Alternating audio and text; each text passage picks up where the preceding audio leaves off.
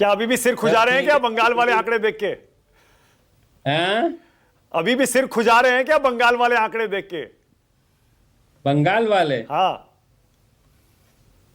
बंगाल के आंकड़े तो हमने प्रस्तुति नहीं किए। हाँ, वही तो कह रहा हूं कि फिर आपने कहा कि कुछ समझ में नहीं आ रहा, 20-30% में क्या देंगे, इसीलिए मना कर दिया आपने, नहीं देंगे। वो तो जी कल ही जी लग रहा था बिल्कुल, मुझे। 20-30% में क्या एक क्या रिसर्च में एक जो रिप्रेजेंटेटिव सैंपल साइज होता है, एक सेल बोलते हैं उसको, जब तक वो पूरा ना हो हर एक सेल में, जैसे 6 एज ग्रुप है तो हर एक एज ग्रुप में बराबर हेडिकेट नंबर्स ना आए तो फिर वो उसको रिप्रेजेंटेटिव नहीं माना जाता है। और इस तरह की सिचुएशन में किसी भी तरह का आकलन लगाना बहुत मुश्किल काम होता है हमारे जैसे लोगों के लिए, जिनकी एक अपनी मेथोडोलॉजी है। फेस टू फेस ही हम बात करते हैं, कभी फोन पे काम करते नहीं इलेक्शन का, तो मुश्किल होता है जरा। तो बेहतर है कि जो चीज से हम खुद कन्विंस नहीं है उसको जनता के समक्ष क्यों प्रस्तुत किया जाए। हाँ।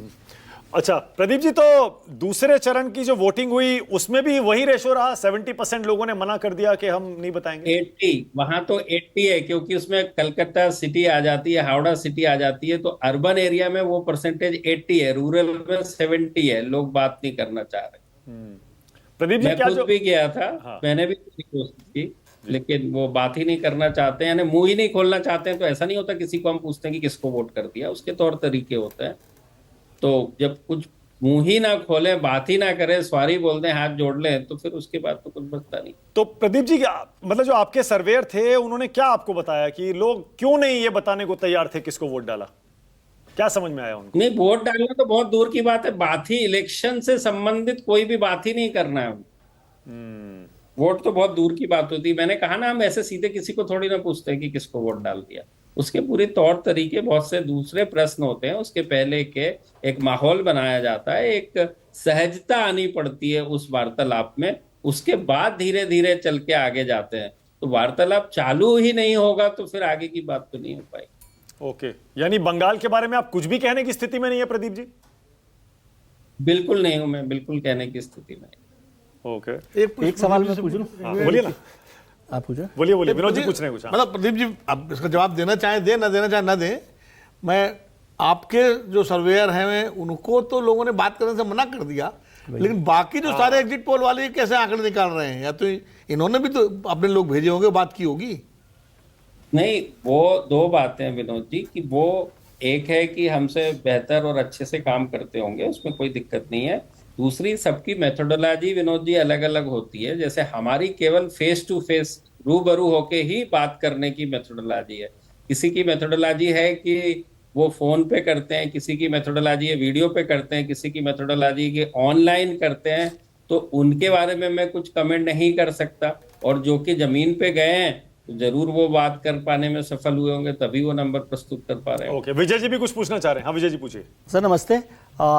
हम तो वैसे कल बहुत उम्मीद कर रहे थे और आज भी उम्मीद कर रहे थे ज़्यादातर लोग कि प्रदीप जी बता ही देंगे कि क्या होगा बंगाल में, लेकिन मैं समझना चाहता हूँ दो बातें। जब 70% लोग अगर यही बता रहे कि इन्होंने किसको वोट दिया है, तो क्या इसका मायने ये भी लगाया जा सकता है कि वहाँ पे चुनाव भी डर के माहौल में हुआ? पहली बात।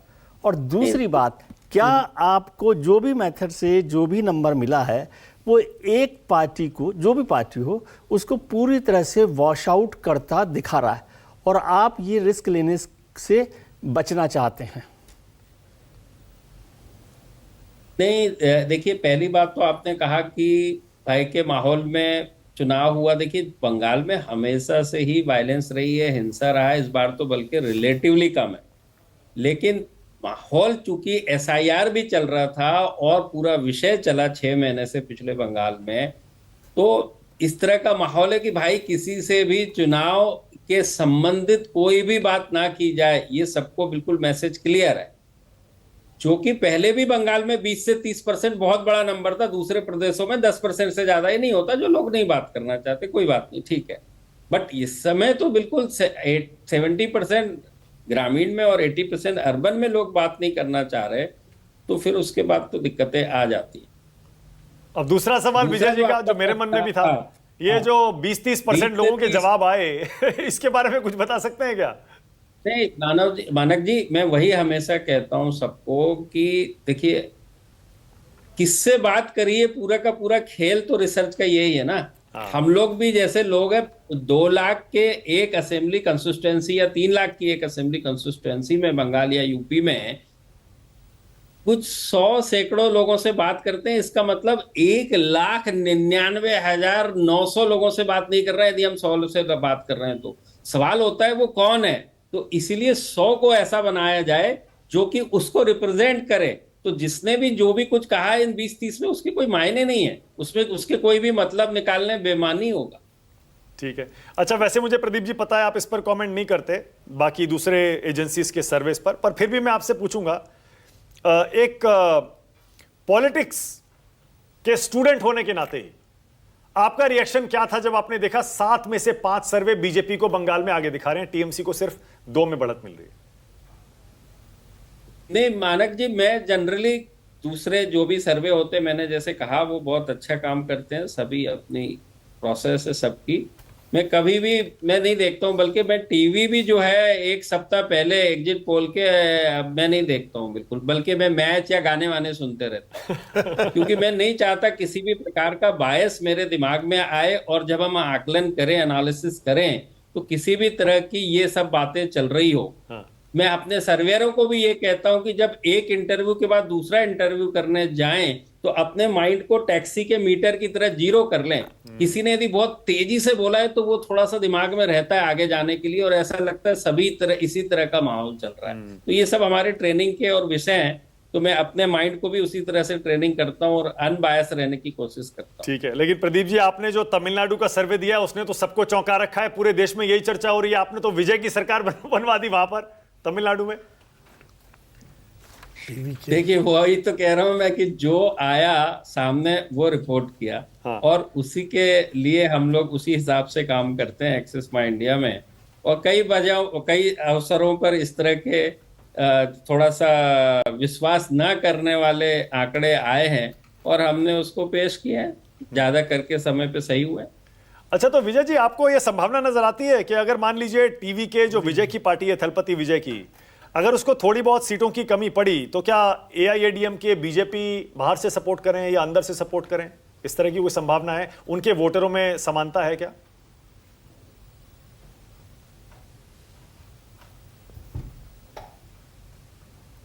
प्रदीप जी आपसे पूछ रहा हूं। प्रदीप जी सुन पा रहे हैं? अच्छा मुझे पूछ रहे हो क्या? फिर से पूछिए। मैंने सॉरी। हाँ प्रदीप जी, मैं पूछ रहा हूं कि आपके सर्वे में जब वोटरों से बात की गई तो क्या टीवी के और एनडीए के वोटर कुछ एक जैसे नजर आए? क्या लगे? क्या टीवी के को जरूरत पड़ी तो क्या एनडीए के ये जो आपका सर्वे दिखा रहा है 22 से 32 सीटें, क्या ये सपोर्ट बाहर से या अंदर से मिल सकता है क्या? नहीं, ये देखिए तो पॉलिटिकल विषय है। जमीन के ऊपर तो जो टीवीके को कर रहा है वो टीवीके को, जो एनडीए को कर रहा है एआईडीएमके को उनको कर रहा है, उस तरह का नहीं है। रह गई बात की सपोर्ट की, तो बस एक लाइटर नोट में एक चीज जरूर शेयर करना चाहता हूँ। तमिलनाडु की 234 सीटों में से केवल एक ही सीट है जिसके ऊपर विजय का उम्मीदवार नहीं है, टीवीके का उम्मीदवार नहीं है, और वहां से ईपीएस, एआईडीएमके के ईपीएस भूतपूर्व चीफ मिनिस्टर जो है वहां से चुनाव लड़ इससे आप रद्द हो गया। प्रदीप जी एक सवाल मेरा है तमिलनाडु को लेकर, रद्द हो गया ऐसा पता है। ये तमिलनाडु के लिए क्या आपके सर्वे में बात आई कि एआईएडीएमके का जो बेस है वो खिसक करके चला गया टीवी की तरफ, जनाधार जो है उनका? नहीं देखिए, दोनों का बड़ी संख्या में वोट शिफ्ट हुआ है यहाँ पे। हाँ, लेकिन एआईडीएमके कई जो महिला है, महिलाओं का वोट सर्वे में हमारे टीवीके को बड़ी संख्या में मिल रहा है। 32 पुरुषों में 38 महिलाओं में। तो वो जो 38 है उसमें बड़ी संख्या जो है, जो हमेशा एआईडीएमके जानी जाती थी महिलाओं के, उनको हमेशा ज्यादा वोट मिलता था, वो बड़ी संख्या में इधर आया। उस लिहाज से हम कह सकते हैं 60-40, यानी कि 60 यदि एआईडीएमके का गया है तो डीएमके का 40% वोट गया है, उस लिहाज से। मतलब आप हंग असेंबली की तरफ इशारा कर रहे हैं क्या प्रदीप जी? हंग के चांस ज्यादा हैं, बट यदि एआईडीएमके ने अच्छा करना चालू हुआ, यानी कि हमने कुछ 23-24% दिया हुआ है, तो यदि वो ज्यादा ठीक होता है, इसका मतलब डीएमके का वोट वहां शिफ्ट हो रहा है, उस केस में तो फिर सीटें टीवीके की और बढ़ जाएंगी उस केस में, और यदि सीट से मार्जिन के हिसाब से कन्वर्ट कर पाने में विजय नहीं सफल हुए तो हमारी जो लोअर रेंज है विजय के लिए 98 की, वो और नीचे चली जाएगी, और डीएमके की जो 110 की अपर रेंज है वो और बेहतर हो जाएगी। ये दो तरह के सिनारियो बनते हैं। प्रदीप जी, जब इस तरह की प्रिडिक्शन करनी होती है तो फिर नींद नहीं आती है, खासतौर से पिछले 2-4 साल में जो हुआ एग्जिट पोल्स और ओपिनियन पोल्स के साथ, उसके बाद तो क्या आपको भी अभी थोड़ा बहुत बेचैनी है, क्या डर है क्या प्रदीप जी, ये जो टीवीके को आपने सरकार बनाते हुए दिखाया? मैंने हमेशा से कहा है कि जो नंबर आते हैं हम उसको रिपोर्ट करते हैं, 0.1% से भी कम सैंपल साइज में कोशिश करते हैं आकलन करने की, यानी उसका 1000 टाइम हो गया, हम 0.1% की बात करें तो 1000 टाइम के विषय में कभी हो सकता है कि गलती हो सकता है कि चूक हो, उसमें डरने का सवाल नहीं है। लेकिन हाँ, एक हर इम्तिहान के पहले जो सुबगाहट होती है वो तो जरूर रहती है हमेशा। प्रदीप जी, दूसरों की नींद